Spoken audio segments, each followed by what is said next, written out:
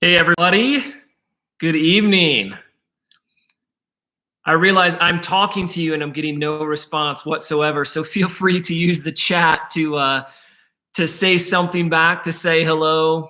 I love any kind of interaction that I can get at this point with other humans over kind of the digital, all the digital stuff. This is my living room, so you're seeing the way that we live, and we absolutely cleaned up before I opened up this live thing because we didn't know exactly how messy we should keep our house before we do this. So excited to see everybody. We'll kick off here in a couple of minutes.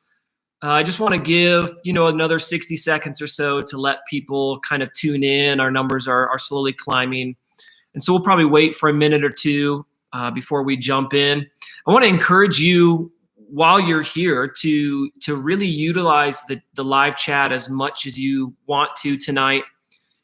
When we finish the night, or the last thing that we do, we're going to do live Q&A. And so the live chat will be a great place for you to ask questions and to let your voice be known. We'll try to answer as many of those questions as we can.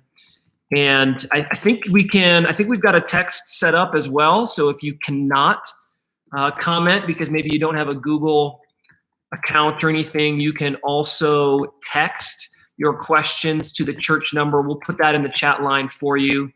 One of my staff will throw that up there for you, and you'll be able to do that as well.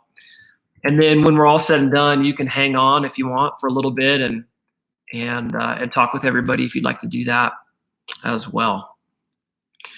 There's that chat number. For you guys to use that if you want to text in your questions as the night goes on as well. Well, let's pray. I think we've done enough buying of the time. Let me pray, and then we'll go ahead and kind of jump in to the night. God, thank you so much.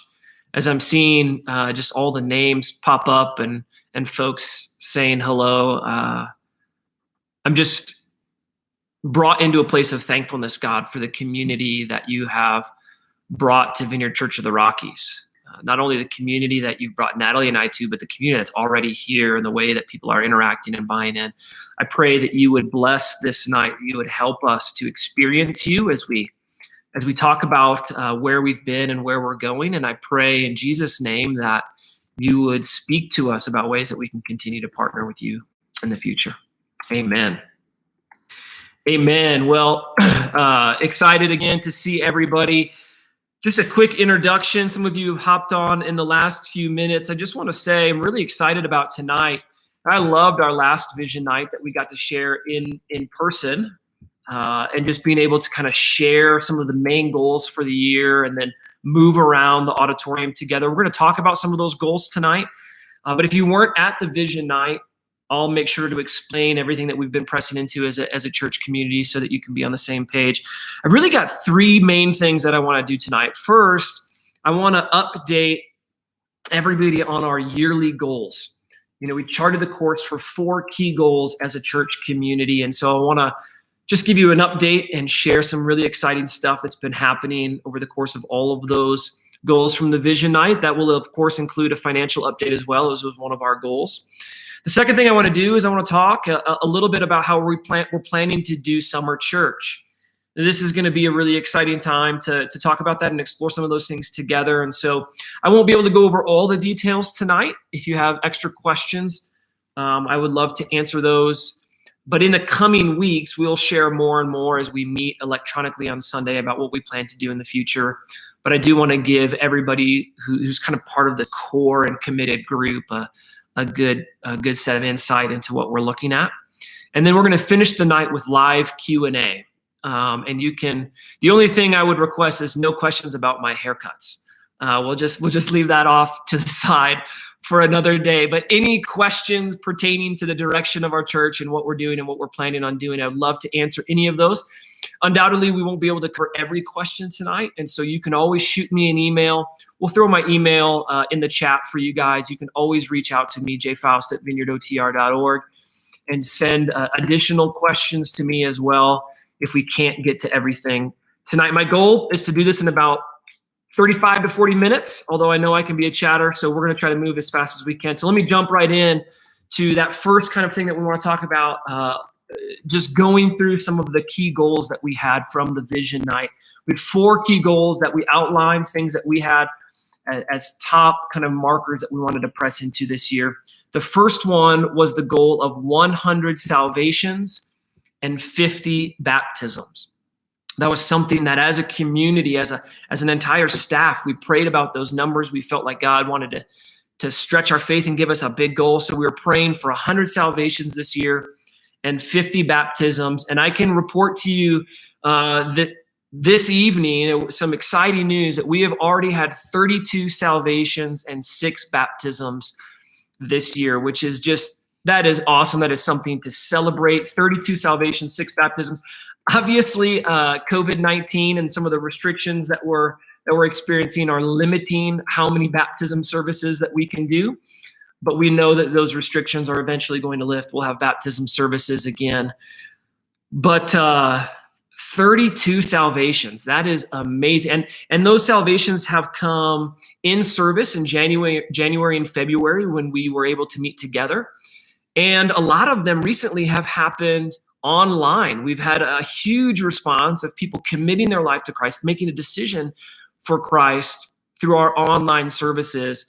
And that is something to celebrate. And I would imagine that some of you who are logged on right now have led someone to Christ personally this year. And if that's you, I would love to hear that. We're counting that as part of our 100 because you're part of our community.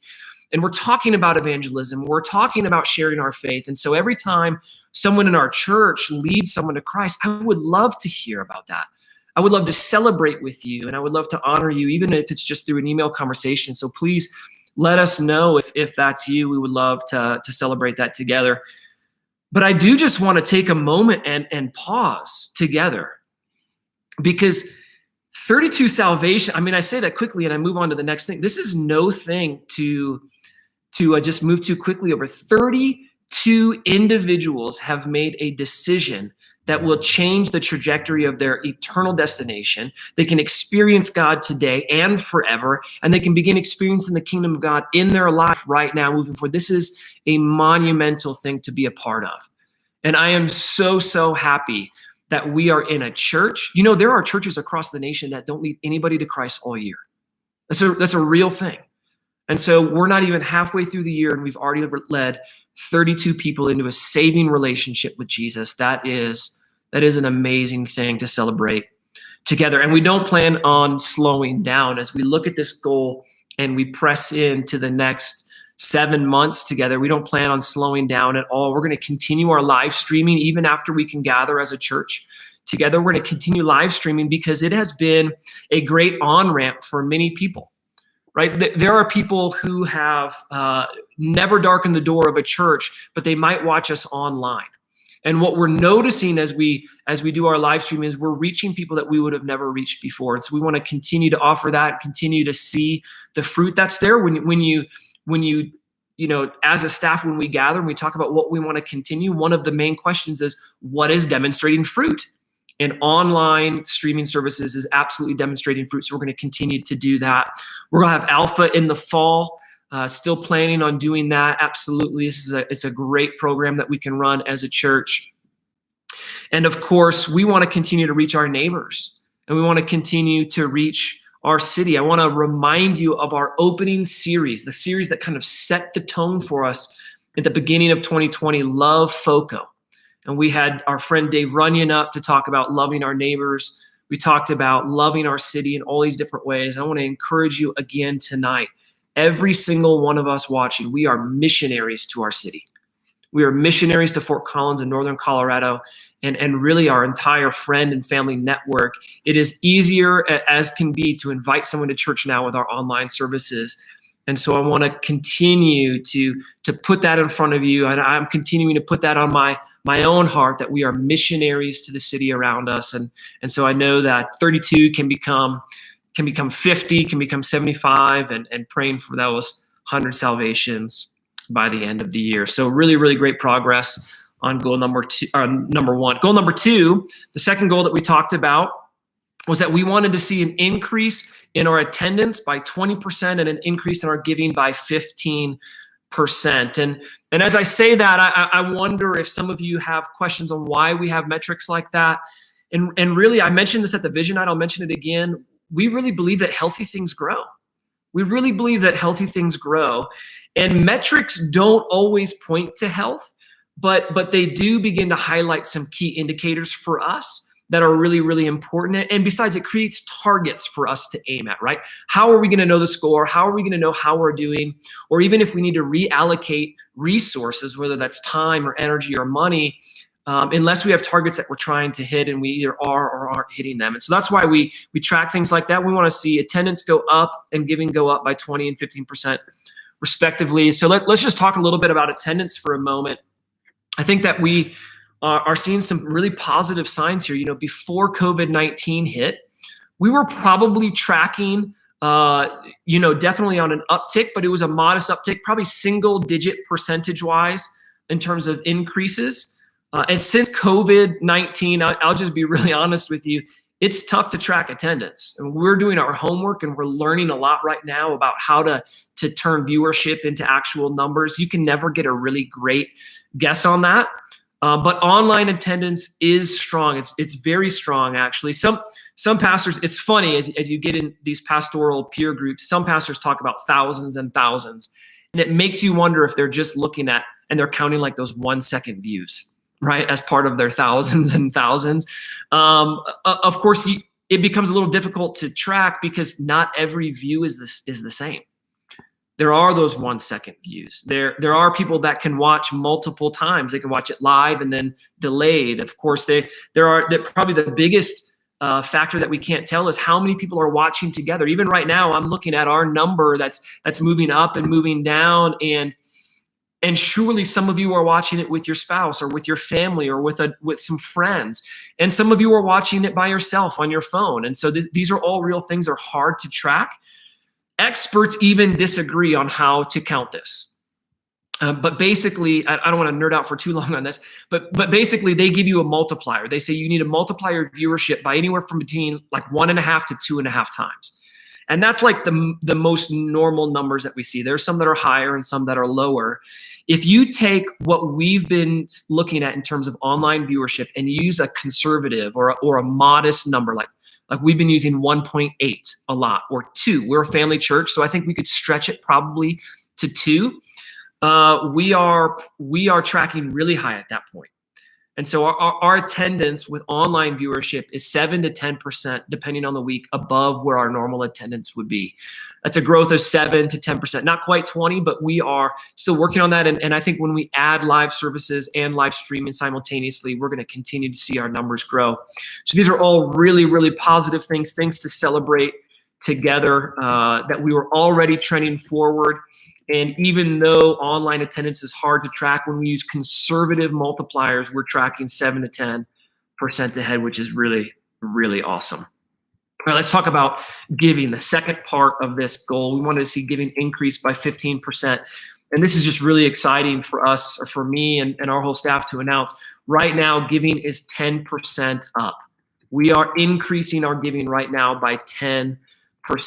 And I think this is just amazing. This is a testimony to God. This is a testimony to many of you on this night with us, that when everything is going down, when global pandemic, restrictions across the board, unemployment is up, giving is still up 10% in our church. And that to me is amazing. The spirit of generosity and what God has done to arrest our hearts for his kingdom activity is just profound. Not only are we up 25%, here's another really cool statistic. We have 45 first-time givers already this year. 45 individuals have given for the first time to our church community so far in 2020. And a lot of those have happened since online giving has taken an uptick with our service and our streams online. And so that's really, really exciting as well. We've also cut spending by 15%. And I just want to thank the entire Vineyard Church of the Rockies staff and team for that. This is not just me. This is our whole team. We have cut spending by 15%. And this is really great. I mean, we continue to take a look at the tithes and offerings, and really approach stewarding those with a holy fear and a humility before God, wanting to make sure that we are doing our best to honor God and to honor your gifts before God as best as we can. But if you think about the 10% increase in giving and the 15% decrease in spending, that's a 25% gap that we've all of a sudden created since COVID-19. That is no small thing, a 25% difference. According to our pre-COVID budget. We didn't go into the year making a COVID budget and a non-COVID budget. We just had to figure this out like many other people. And so we celebrate. I just want to say thank you.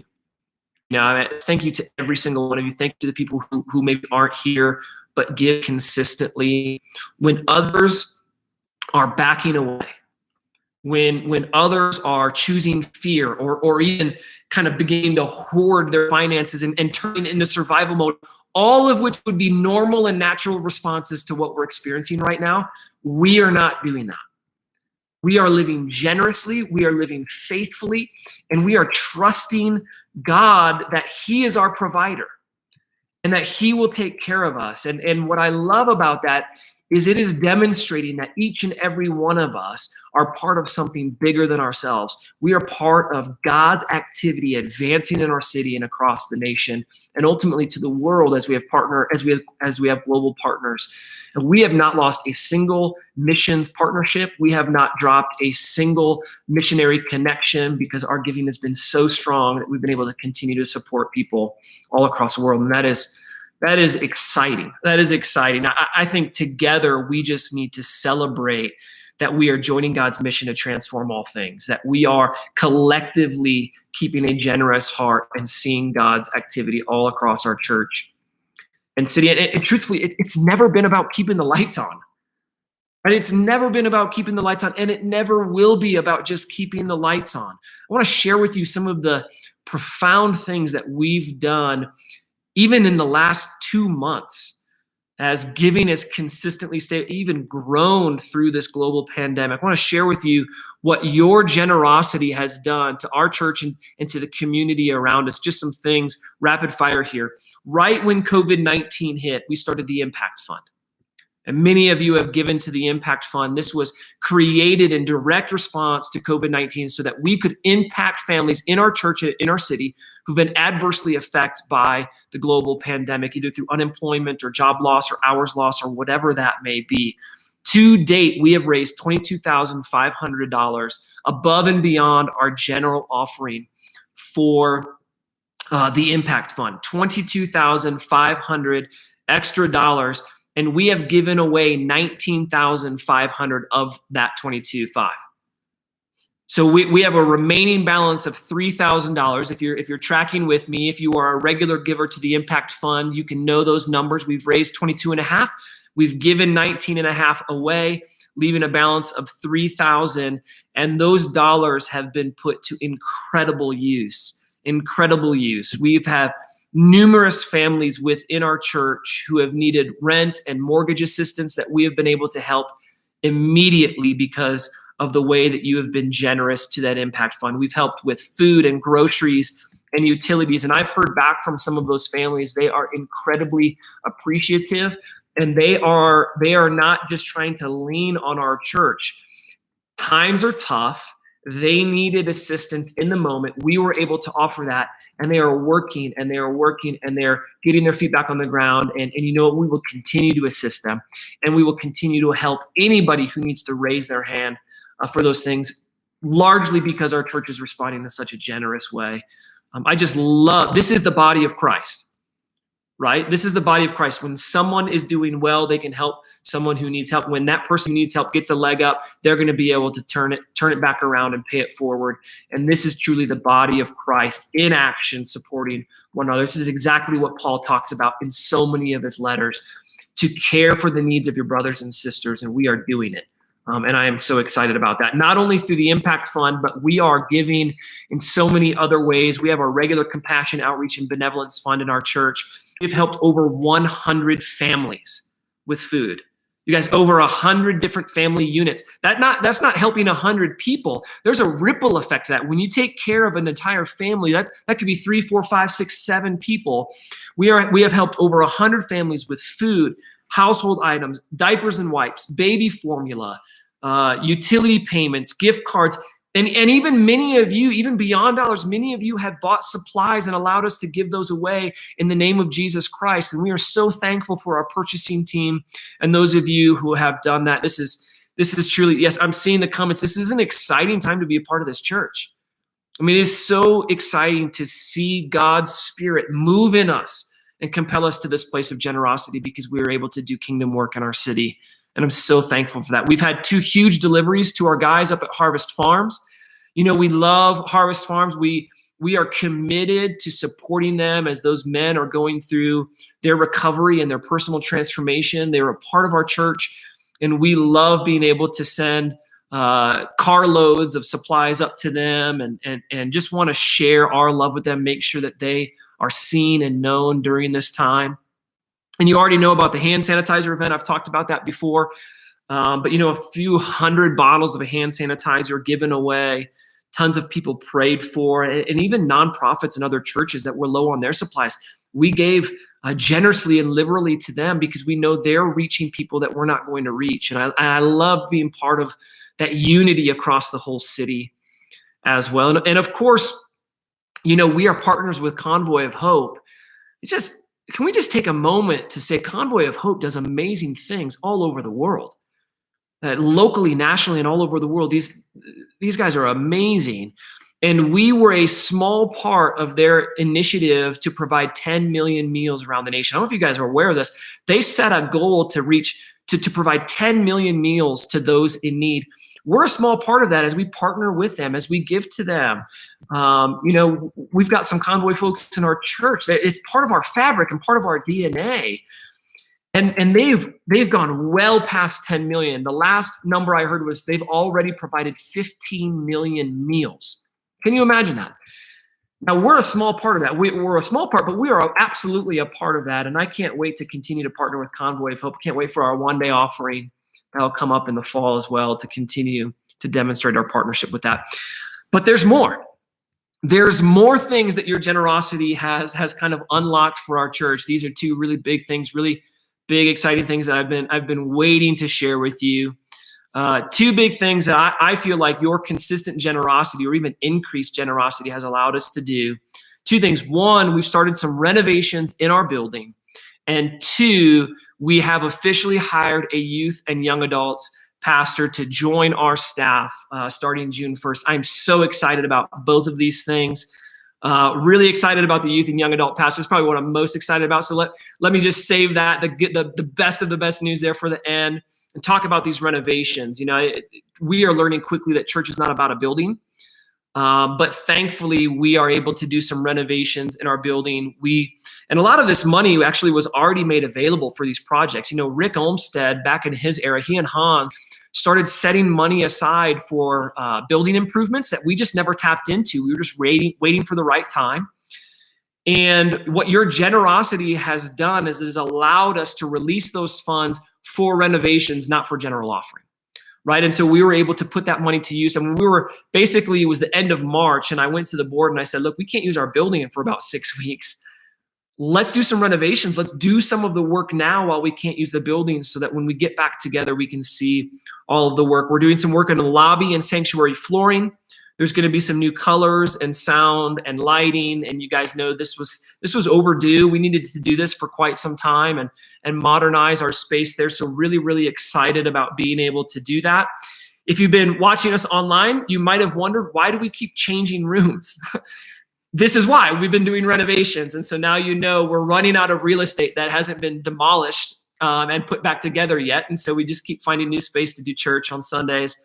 But man, it is going to be a really, really great space to meet together again and use together. And then, of course, the hiring of this youth and young adults pastor, you know, we were looking at this before COVID-19 hit. But again, we had a moment when this hit where we could have made a decision to delay that hiring. And I said, absolutely not. Giving is strong. This is a need in our church. We were planning on doing this. Why would we scale back now? And so we just continued to move forward in the process. We had a lot of really good applications. I accidentally put my email on the application form, so I was flooded with applications. I'll do it a little different next time. But one application rose immediately to the top, and I am so excited. And we're going to announce him right now, and then of course we'll introduce him face to face. But I got a picture for you that I can show you. I'll try to get it close. His name is Chaz Bell. This guy right here, we have officially hired as our youth and young adults pastor. That's his wife, Heather, and their 3 kids as well. They were troopers. They came out for an interview and crashed in our basement. And we got to obviously just continue our relationship and introduce his whole family to our team. And we are so, so excited. This has been a need, right? This has been a need for us to have a full-time person in this role. And I'm so excited about this. Chaz absolutely had the best resume. He's got history in ministry. He's got history with youth. He's got history with young adults. He's been a college professor beforehand, and then jumped right into ministry. And actually, Chaz and I have a relationship. So we used to attend the same church in Kansas City. And my wife and I watched him for 10 years, love his wife, love his kids, love the church, never have a moral failing, build chemistry, grow in competencies. I mean, this guy's the real deal. And so we're really excited about having him out here.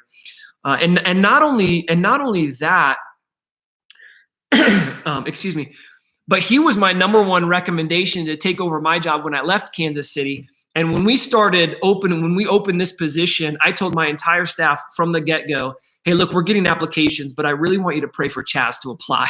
Because if Chaz applies, he would be my number one pick for bringing somebody onto our team. And so I just feel really blessed. I feel like our church is really blessed with his addition, and really his whole family is going to be a great addition to our church. And so, and I just want, a lot of things happening at the church. I mean, there's a lot of things that I just peppered at you, a lot of kingdom work, a lot of outreach and compassion and rent assistance and impact fund stuff, renovations, hiring Chaz. This is a church with stuff going on. And I just want to say, it is just exciting to be a part of a church with you, right? Things are happening, and it is fun to be on this side of things. If you haven't been able to figure out online giving yet, or maybe you haven't given consistently, I want to encourage you to reach out to Terry. Maybe Terry, you can throw your email on there. Terry would love to help you set up your online giving. She's been a great assistance in a lot of those areas. This isn't a giving plug. That's not why we're gathering. I just want to say, hey, if you want to be a part of this in a more consistent way, then I would encourage you to start giving and to be a part of what we're doing, be a part of what God is doing in our local church, because there's some really, really exciting things happening. And it's your sacrificial giving that's making a difference. Your generosity is unlocking opportunities to do kingdom work together locally, nationally, and abroad. And it is times like this where everyone is telling us that we should be losing ground. But actually, we are poised to launch forward as a church community. And I thank God for that. And I thank you for being obedient to his kingdom mission. That's really what it is. You are being faithful to his kingdom mission, and we're being able to do that together. So thank you so much for that. All right, I'm going to move a little bit quicker now because I want to get to the live Q&A. That third goal was to champion holistic health church-wide. I think this is something that is on the rise, absolutely, with salvations and baptisms and attendance and giving, but our overall spiritual and emotional health is on the rise for sure. In the first 5 months of the year, we've seen a lot of really good things. We had 31 people graduate from Faith Walking, our spiritual, relational, and our emotional health kind of discipleship course that we offer.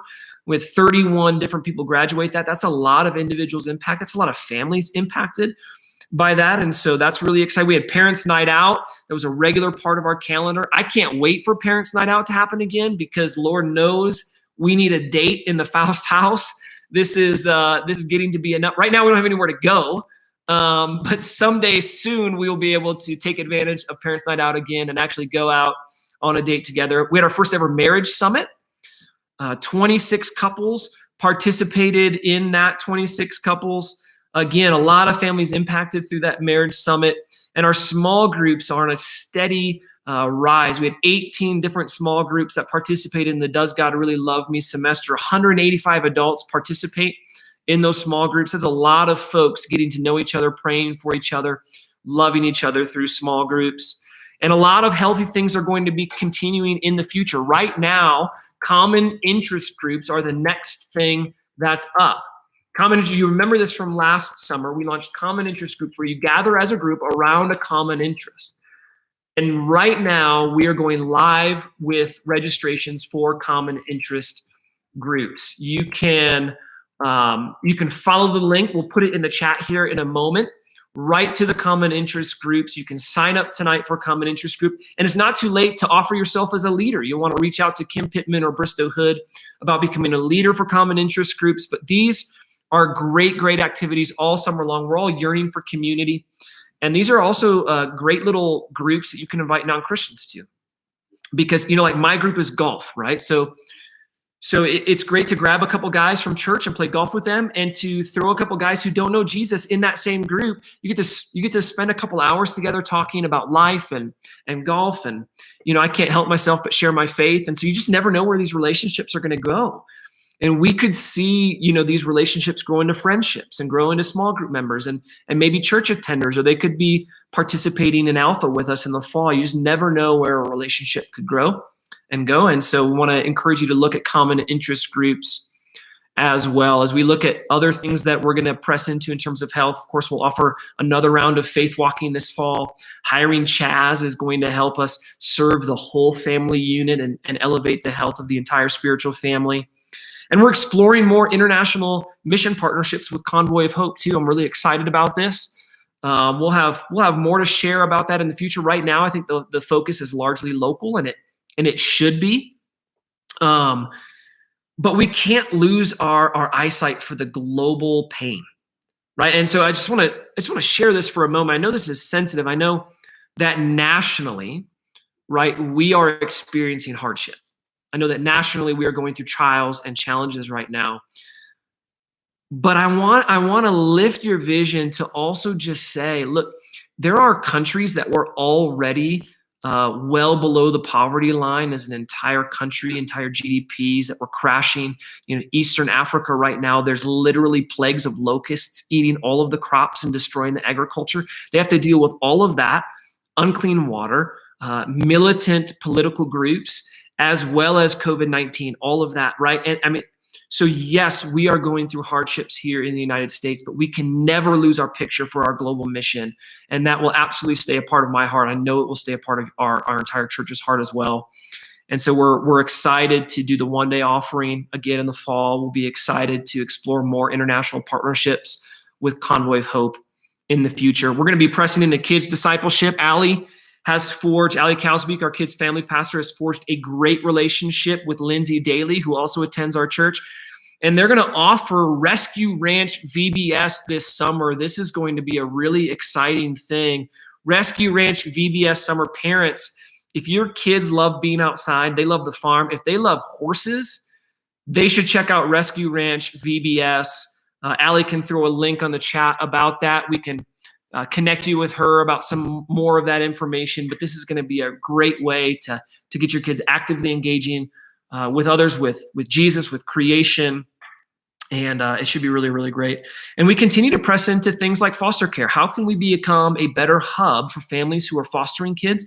How can we elevate that within our own church? This is a kingdom heartbeat type of thing to do. And so we want to make sure that we're doing everything that we can to present that to our church and get more people involved. And, last Christmas Eve, we started the adoption fund. And we're still looking for our first family in our church community that wants to adopt.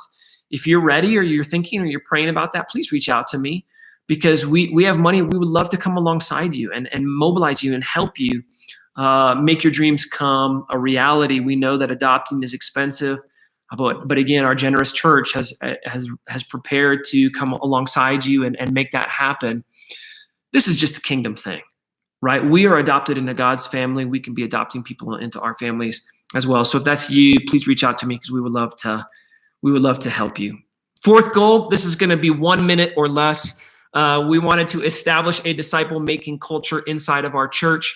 The reason this is 1 minute or less is because originally the target date of launching our discipleship material was this fall. So right now, externally, there's just not a lot to talk about in terms of our disciple making culture and establishing that in our church. But I can tell you, I'm writing like crazy behind the scenes. A lot of the work is happening internally right now.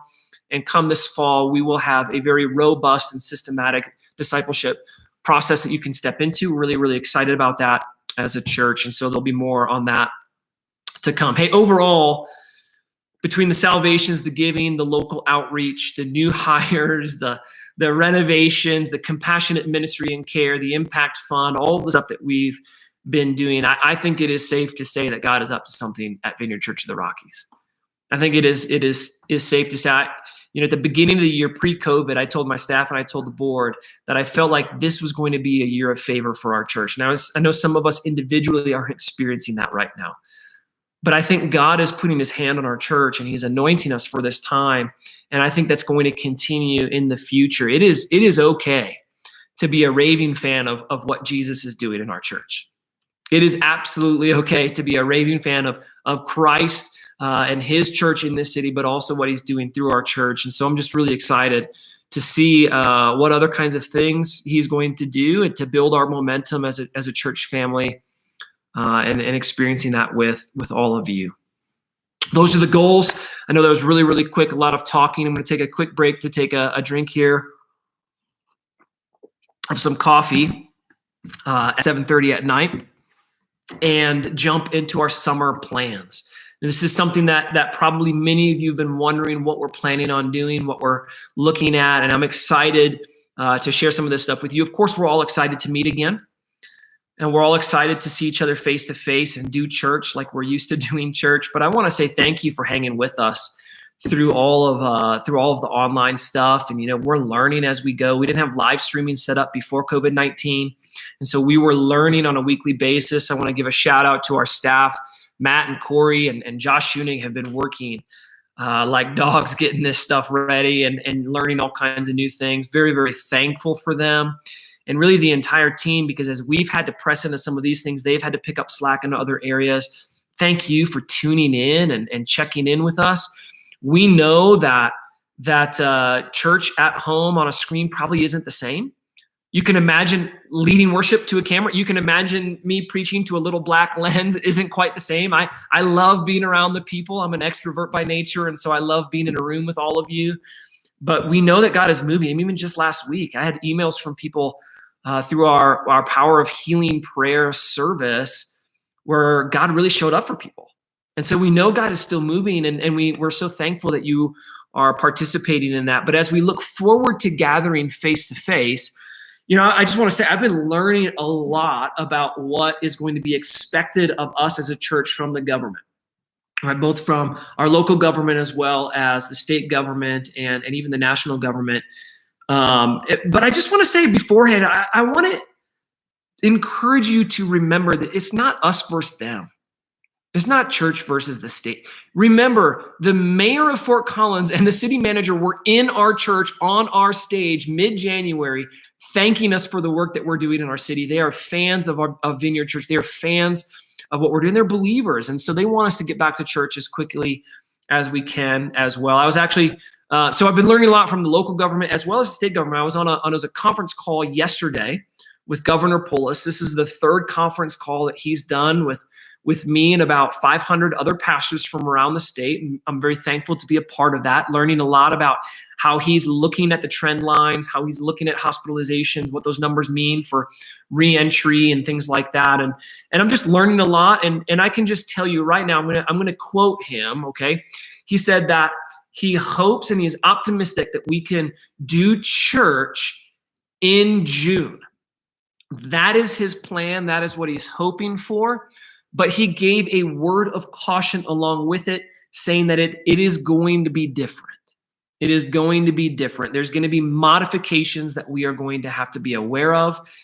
And he said if there's a crazy spike, if something happens all of a sudden, that they're gonna change their tune on that a little bit. So we can be praying that curve continues to be flattened, that hospital beds continue to stay open, that ventilators continue to stay unused, because those are the things that he's looking at. But he does believe that something is going to happen in June. In fact, he's so confident that we've begun to make plans as a church on how we will do church together in June. But I'm just going to be honest with you, it's going to be easier for smaller churches. If you are a church where your Sunday attendance is 50 or less, you're probably not going to have hardly any restrictions at all. So churches our size and larger that are going to have to problem solve a little bit more. But I'm excited to say that we've already been problem solving a bunch, and we've got some great stuff planned for you, and been talking with pastors all around Fort Collins. There's about 40 of us that meet together monthly, and we're all in support of one another. And so it's really great to see the unity of Christ through all of this as well. Here's what we're planning on doing. I'll just get right to the point. These plans are subject to change, of course, but these are our intentions. For the rest of May, per state requirements, we will not be able to meet as a church. This is pretty sad because May 31st is Pentecost, but we did Easter online. We can do Pentecost online, and the Lord is outside of time, and so he will bless us. I know that he will. We will be continuing to meet online through the month of May, but starting the first Sunday in June, we will plan to start meeting again as a church family. It will just look a little bit different. Let me talk about some of those differences. Again, starting June 7th, we will be hosting church again at Vineyard Church of the Rockies, just not in our sanctuary. Okay, we're actually going to be doing outside church together starting June 7th. Both services will be in place 9 a.m., 10:45 a.m. If you like it a little cooler or you like it a little hotter, you're going to have to decide. But we will be doing an outdoor church service together every Sunday the month of June. Really excited about this. We're going to kind of merge drive-in church with like a tailgate party. I don't know if we're going to call it tailgate church or not, but this is kind of the model that we're looking at. You know, we've got parking lots where we can use. And so what we're going to do is we're going to really encourage you, those of you who aren't ready for a lot of personal contact, aren't ready to be sitting outside close to people, then you can park in that second parking lot and stay in your car with your windows up. We're going to buy an FM transmitter that's got about 1/4 mile worth of strength, and we're going to broadcast live our worship service out to you in your car, in the comfort of your car, so that you don't have to worry about catching or spreading COVID-19. That is going to be a great option for those of you who maybe aren't quite ready to be out in the open yet. And for everybody else who's itching to get a little bit closer, who's ready to do the 6-foot distancing outside, then we are going to invite you to bring lawn chairs and different things and actually park in that parking lot, but then move into the first parking lot and sit down as a family unit. You know, of course, when you're outside, you're not required to wear masks, but we still want to do the social distancing thing and be very appropriate about that. But we're going to have a tent set up, and we're going to have a worship team under the tent. I'll be preaching. You can add preaching in a revival tent to things I thought I would never do my first year of being a pastor, but that's going to be on the docket. And so I think this is a really great marriage of kind of two worlds colliding, being able to invite people who are maybe immune deficient or just older and aren't quite ready to do that, as well as families or younger folks who are ready to get outside. And plus it's free marketing, right? Everybody who drives by is going to see that we're doing something, and we'll be able to do church with them. Of course, we're going to continue to live stream for everybody, because we know that this is going to be a great option, not only for some of you, but also for a demographic that we're continuing to reach. And we're going to be doing this family style. And so I just want to say, for the foreseeable future, we won't be able to offer kids ministry. It's really hard to clean everything that we need to clean as quick as we need to clean it, and to manage social distancing and to get all of the volunteers and do all of that in this kind of COVID-19 reality. And we're just going to kind of probably follow the school district's lead on a lot of that. We usually follow Poudre School District's lead on these things. But we are going to incorporate the children right into the service, just like we do on Christmas Eve. There's going to be a kids moment every service. We are going to have songs they can engage with so that they can sing and dance and move around and get all the jitters out. As I preach, right before I preach, we're going to have a kids message that's going to be perfect just for the children and probably some of us as well. And I just want to encourage all of the parents out there, make sure you follow Vineyard Kids online, because you're going to get a lot of information through our stuff online, as well as connecting with us on Sunday services. And if you're ever worried about your kid being rambunctious, let me just remind you that on Christmas Eve, it was my kids that were going crazy, right? You remember my wife having to carry my daughter out of the Christmas Eve service, the candlelight Christmas Eve service. And so don't worry. I've set the precedent. We're the Loud family. You can come and join us, and it'll be really, really great. I'm really looking forward to this. And I'm looking forward to being able to have kids with parents right there. I imagine many of us as parents will be able to take a step up in our discipleship for our own kids, right? And we can be the spiritual leaders for our kids. And so really, really excited about that as well. Oh, and by the way, I should mention that I'm preaching Revelation all summer. I mean, how awesome. I'm so excited about that. Before COVID-19 happened, I took a writing retreat up in the mountains. I spent 3 days just with the Lord, praying and asking God, what do you want me to preach this summer? You know, last summer we went through the book of Acts in a series called Kingdom Adventures, looking at those different things, but it's all in the book of Acts. This summer, the series is called Spoiler Alert, and it's all through the book of Revelation. The spoiler alert, of course, is that Christ wins, the church wins. We as united in Christ win, and we are absolutely going to make it through this thing. It couldn't have been better timing. I am so excited to preach. I wanted to preach Revelation for so long. And I think it's going to be attractive for many folks, you know, being able to talk about that. And so I think it'll be an easy invite to people either online or to church in person as well. Here's the thing, guys. This is what I'm going to wrap up with. Then we're going to do live Q&A. So get ready for your questions. But here's the thing. Here's just what I want to close with. We really tried and prayed, and many of you were fasting alongside of us. We wanted to find the best solution possible. And we realized pretty quickly there's no perfect solution right now. There's no perfect way to do church. There's no perfect way to regather together. I'm not a perfect leader. And we're not Jesus didn't come to establish perfect churches. Churches are full of people that make imperfect decisions. And so we're going to make some imperfect decisions. We know that we are. This is a tough time. But we do want to make decisions that are grounded in love. The love of Christ, the love for one another, the love for our city. And so although they might not be perfect decisions, I want you to hear my heart that they are absolutely made with love and with the conviction that God has something for our church in this city. God has something for you as a missionary in this city. And we don't want to shy away from that conviction and that purpose and that kingdom mission either. We want to marry love and mission together in a dynamic way for our city. And so this is how we're planning on re-entering together. We are really excited as a staff. And we just want to ask for your prayer and for your support. I personally want to ask for your prayer and your support and your engagement and your continued commitment to us as a local church.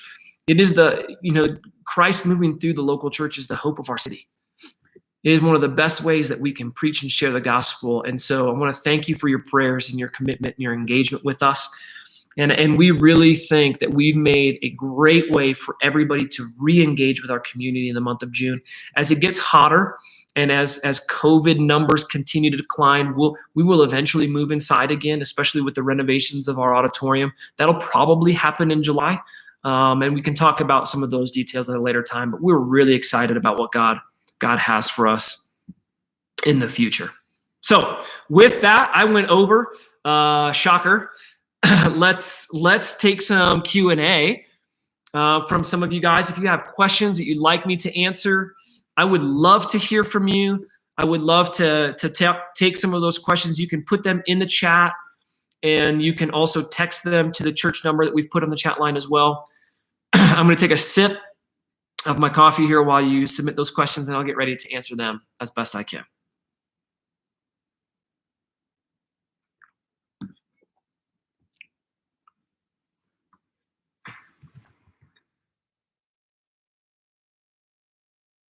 I must have been really, really clear, or maybe there's just a 10-second delay on everything.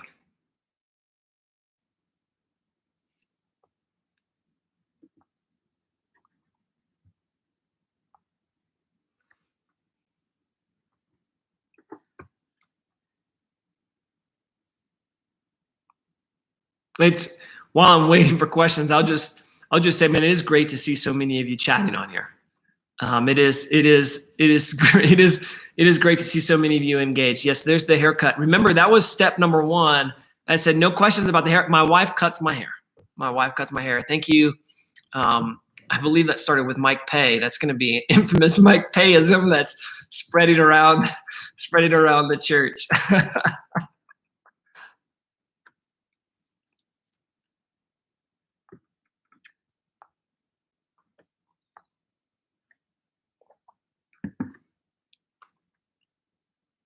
they say in my leadership development classes that I took when I was younger, when I was in college, they said that you need to wait 9 seconds for the introverts and internal processors to think through what question they want to ask. I think online it's magnified by 10, so I'll wait just a little bit longer if there are any other questions out there.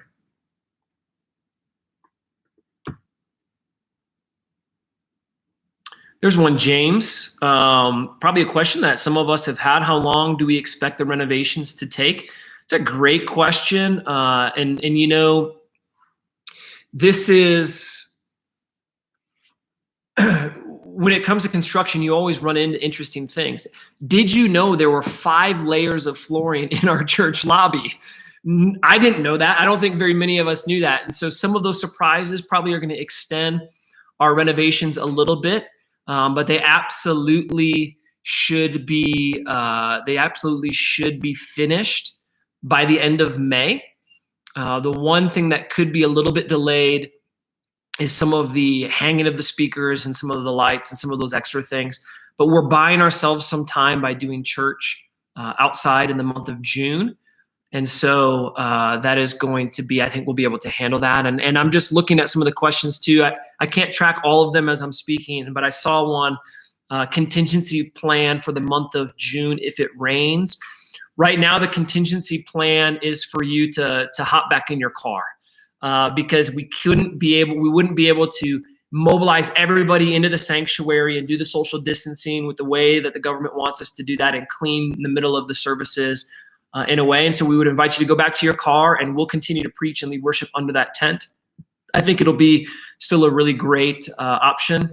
I agree, a pretty solid contingency plan. In Colorado, we have like 300 sunny days a year. And so we're also just hoping and praying for some of the best weather that we can get as well.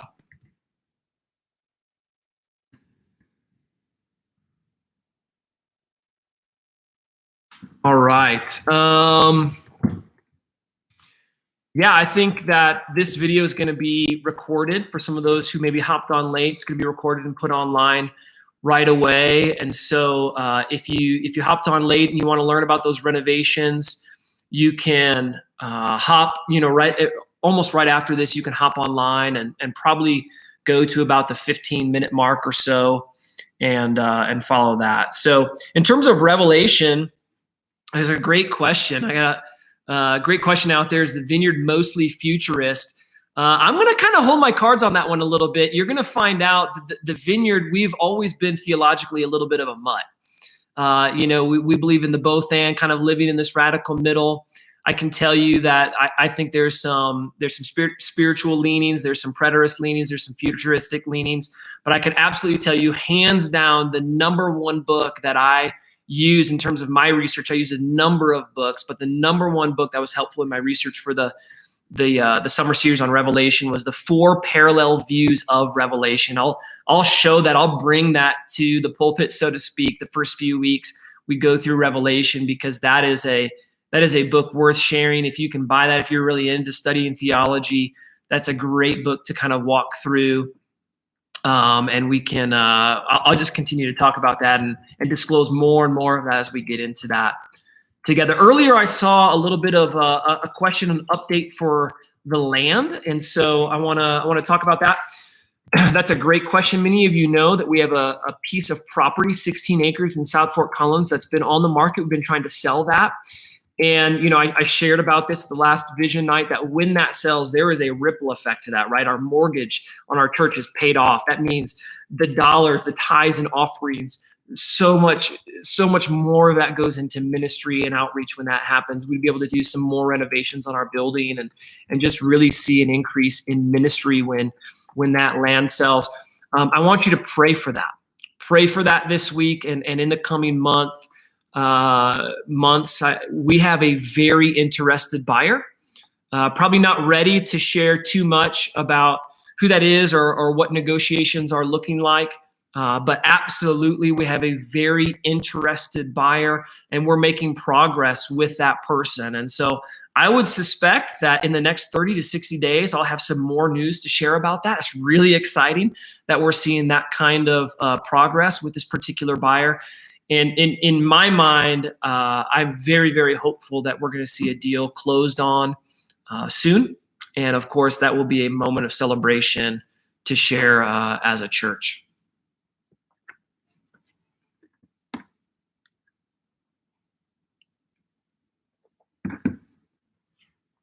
A couple questions that I'm seeing on broadcasting. We will absolutely continue to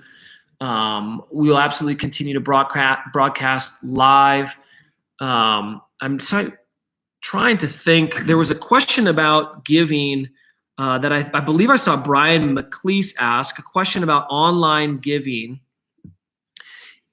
If I remember seeing the question right, it was, what's happened to online giving since COVID-19? Like, where were we at before COVID-19 and where are we at now? I believe I'm getting a text from Marianne. I love it. I love the team in action. Marianne has given me information right now.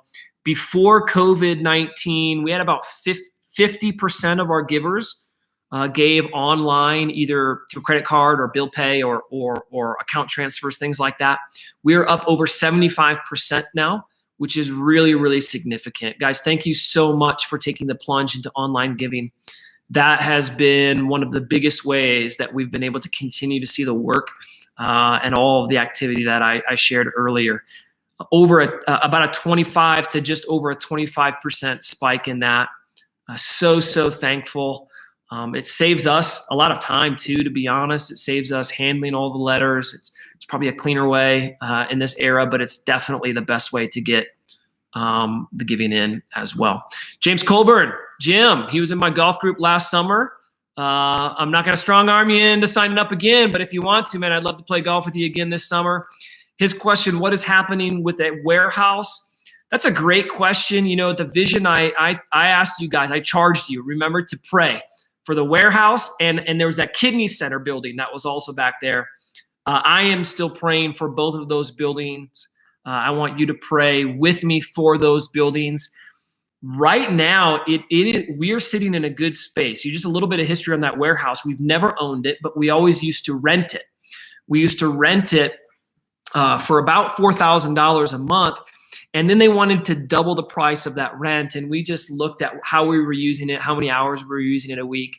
And we just thought, you know, this is not good stewardship. And so we're going to step away from a season for a season, trusting that God has our best plans in mind. And so we did step away from that. And we've, you know, since we've stepped away, nobody has rented the warehouse. So that's been over 12 months now, almost 15 months where that has, you know, no rent payments have been taken by the owner. It's just been sitting vacant. There have been a couple of people interested, but once they, you know, take a look at the building and things, they realize that's not going to be the best option for them. So it stayed vacant. And I have contested that every month it stays vacant, we have a better shot at getting it for a really fair price, a price that was a lot closer to what we used to pay for. And that's what I'm praying for. You know, right now with COVID-19, there's not a lot of people buying buildings like that anyway. And so keep praying for that building.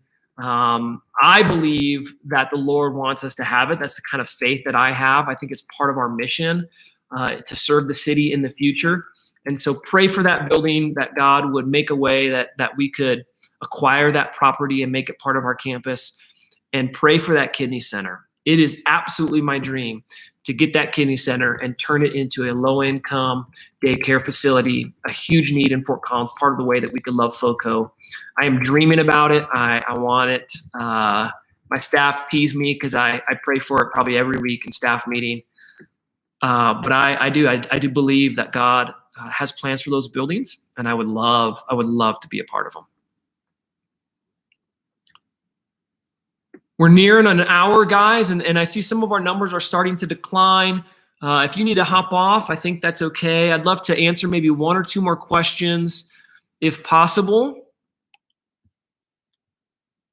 I see my staff have been hopping on the chat and answering some questions. Very, very appreciative about that, guys. Thank you, team, for hopping in there and answering some of the questions that I couldn't answer.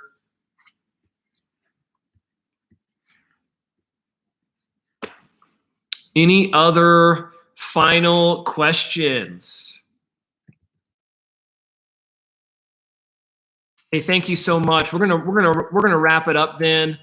Thank you so much for tuning in and hanging with us through this time. Again, if you hopped on late, just check out the recorded version. I've texted with some of you. I know that you're going to be checking that out as well.